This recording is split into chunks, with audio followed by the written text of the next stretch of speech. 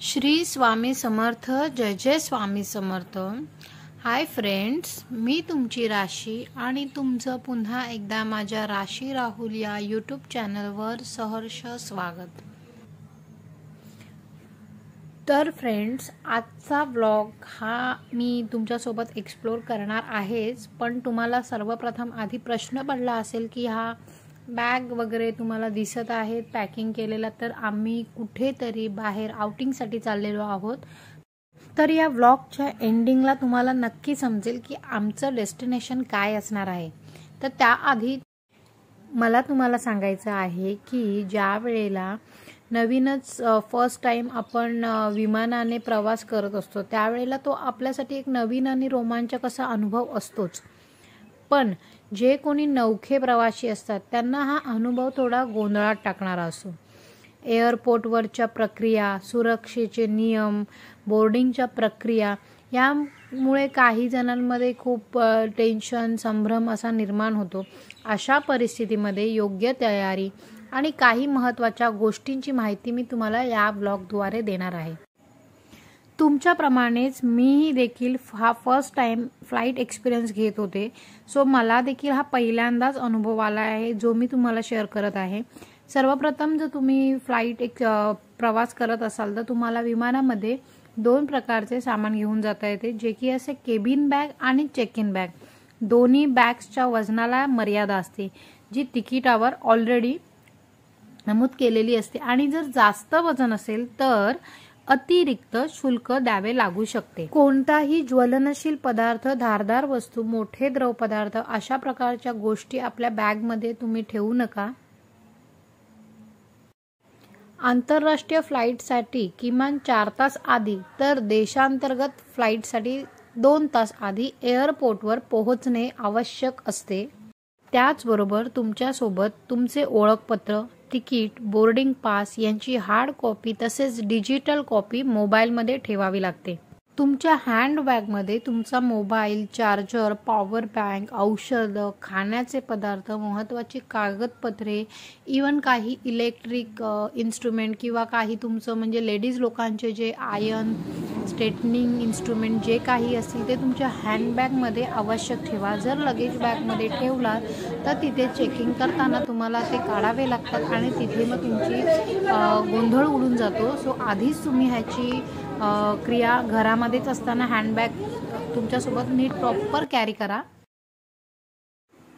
तिथे पोचल्यावर तुम्हाला चेकिंग काउंटरवर बोर्डिंग पास, आय कार्ड दाखवावं लागतं आणि त्यानंतर सिक्युरिटी फोर्स मेंबर तुमचं चेकिंग करतात आणि बोर्डिंग पासवर स्टॅम्प करून तुम्हाला परत देतात. यात उगाचच घाई करू नका. त्यानंतर तुम्हाला सांगण्यात आलेल्या गेटकडे जावं लागतं. तुमचा फ्लाईट नंबर, सीट नंबर तुम्हाला दिला जातो. हे सर्व झाल्यानंतर तुमच्या टेक ऑफच्या 1 तासापूर्वी टर्मिनलचं गेट उघडलं जातं आणि इथे पुन्हा एकदा तुम्हाला बोर्डिंग पास, हँडबॅग चेक करावं लागतं आणि प्लेनमध्ये एंट्री केल्यानंतर सर्वात आधी जे क्रू मेंबर्स तुम्हाला ज्या काही सूचना देतात त्या तुम्हाला नियमितपणे ऐकाव्या लागतात.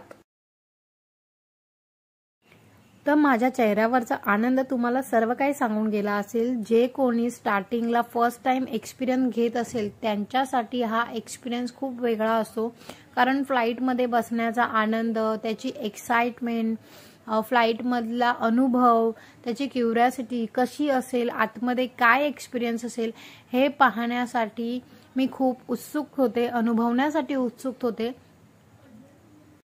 सर्वप्रथम फ्लाईटचे जे क्रू मेंबर्स असतात त्या ज्या काही सूचना देत असतात त्या तुम्हाला ऐकणं हे खूप आवश्यक असतं, कारण त्या ऐकून तुम्हाला तसंच फॉलो करावं लागतं. आणि सर्वात महत्त्वाचं म्हणजे प्रवासाच्या दरम्यान सीट बेल्ट लावणं आणि त्यांच्या नियमांचे पालन करणं हे एक आपलं महत्त्वाचं काम असतं. इसे ऊपर वाले लाल ट्यूब में मुंह से हवा भरकर भी बुलाया जा सकता है. बच्चों के लिए केवल एक टॉवल खींचें. अगर आप ओवरवेग एग्जिट का इस्तेमाल करते हैं तो कृपया लाइफ जैकेट को.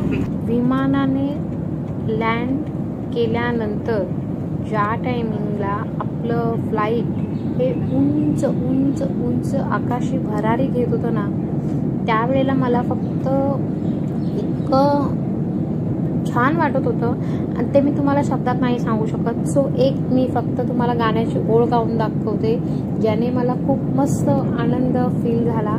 ते गाणं आहे की आकाशी झेप घेरे पाखरा.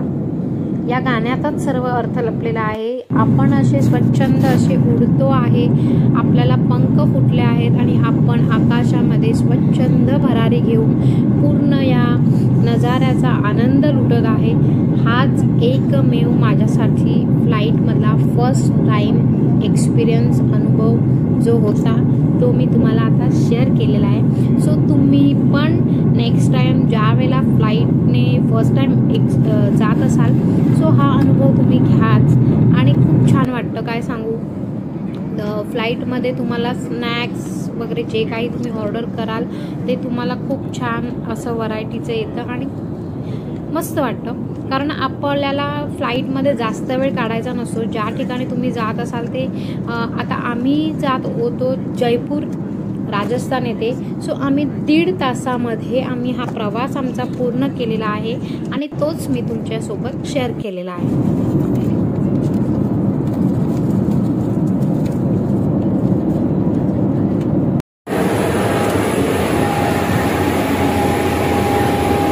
प्रकारे आमचा फ्लाईटचा पूर्ण एक्सपिरियन्स घेऊन झाल्यानंतर आम्ही पोचलो आहोत जयपूर पिंक सिटी राजस्थान येथे.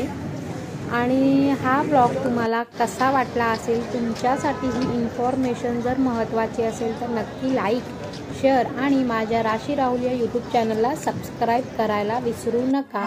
So bye, take care.